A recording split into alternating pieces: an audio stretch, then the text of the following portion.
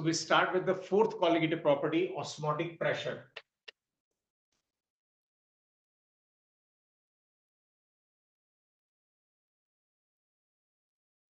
Now, first of all, write down the definition of osmosis. Osmosis is the process of flow of solvent from a dilute solution into concentrated solution through a semi-permeable membrane.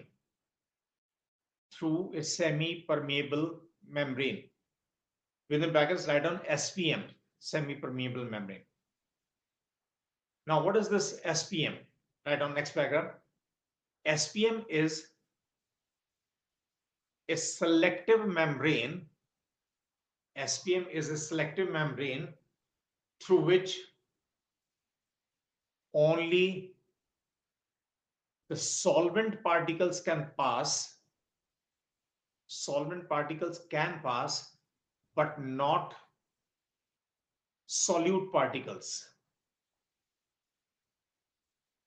Right? So this SPM will permit only solvent particles to pass across it. Solute particles cannot pass through this SPM. Carry on. Although it appears as a continuous sheet, but it has many microscopic pores in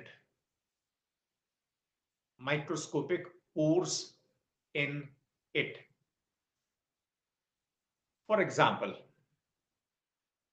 now before I give you the example, you might have noticed there is a sort of polythene cover on resistors. That is cellophane paper. Very thin sheet. It is cellophane paper. Cellophane paper is one of the examples of SPM. If you look at this cellophane paper, it will look like a plain sheet. It's a continuous sheet. But if it is washed under a powerful microscope, there are many small pores in it, and this behaves as semi-permeable membrane. Now write down for example. Now I'll give you examples in two categories. Write down A part. Natural SPMs. I'll give three examples in each category. Number one, cell membrane.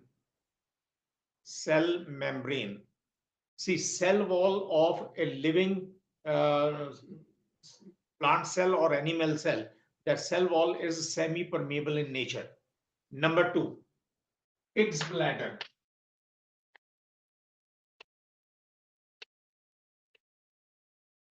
Pig's bladder is widely used in experiments.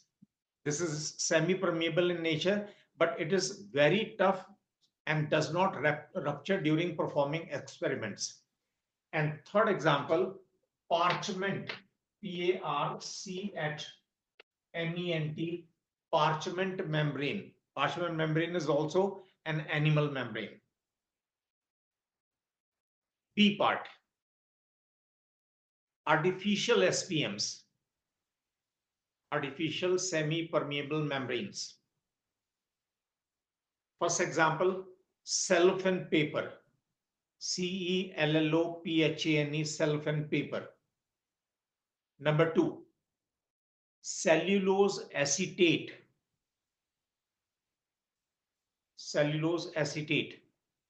And number three, copper ferrocyanide.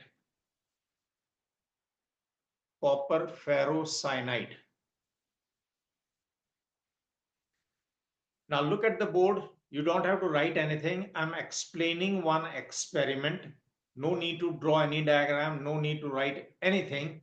On the basis of what I explain here, I'll give you the definition of osmotic pressure.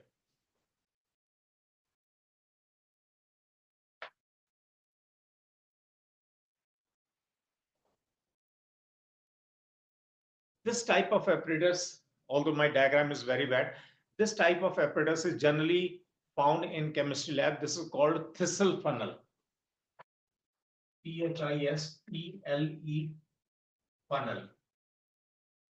It has a small bulb, not that big. Thistle funnel. This may be made up of glass, maybe a polymer. We take some water in a beaker, dissolve some non-volatile solute and prepare solution.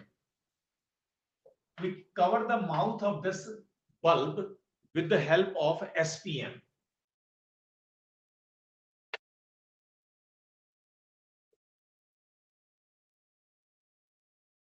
Now, this solution of non-volatile solute, we fill this solution in the bulb of thistle funnel and suspend this thistle funnel in the same solvent in which solution was prepared.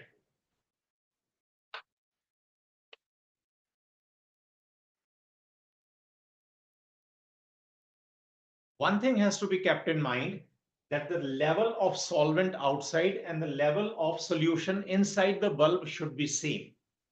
When the level is same, this semi-permeable membrane will be a freely suspended membrane. It does not experience any pressure from any side. This is a freely suspended membrane. Now look carefully. Solvent and solution, they are separated from each other through semi-permeable membrane. Now the process of osmosis will take place. I defined osmosis. Osmosis will be flow of solvent from dilute solution towards concentrated solution. Pure solvent can also be considered as a dilute solution. So there will be flow of solvent inside. Level of solution in the thistle funnel will rise. As the level of solvent in the thistle funnel rises, its pressure downwards, which acts on this SPM, this pressure will keep on increasing. Ultimately, a stage comes when this level becomes constant. It does not rise any further. This happens because, don't think that the process of osmosis has stopped. This is because the amount of solvent which enters becomes equal to the amount of solvent which comes out. It means a state of equilibrium is attained. Now, at this equilibrium, pressure exerted by this additional liquid on the SPM is called osmotic pressure. I'll repeat, pressure exerted by this additional liquid which has entered the solution by the process of osmosis, pressure exerted on SPM is called osmotic pressure. But naturally, we cannot explain the entire experiment to give the definition of osmotic pressure. Now I'll define in another manner. Let us say in the beginning, as I told you, level of solution inside and the level of solvent outside is equal. Now, if I apply some pressure on the solution, how much pressure do I apply? If I apply pressure on the solution so as to just stop the process of osmosis, so as to just stop the entry of solvent through SPM, then the pressure applied is called osmotic pressure. Now write down the definition of osmotic pressure. Osmotic pressure will always write OP. And OP is defined as the hydrostatic pressure which should be applied on the solution taken in a SPM, so as to just stop the process of osmosis.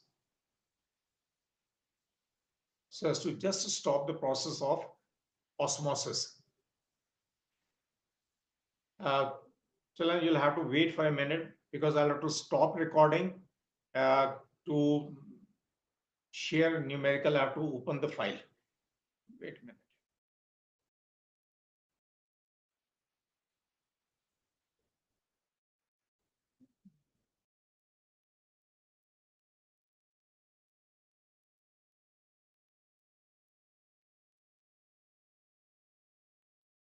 Otherwise, it will be difficult. How do I stop it?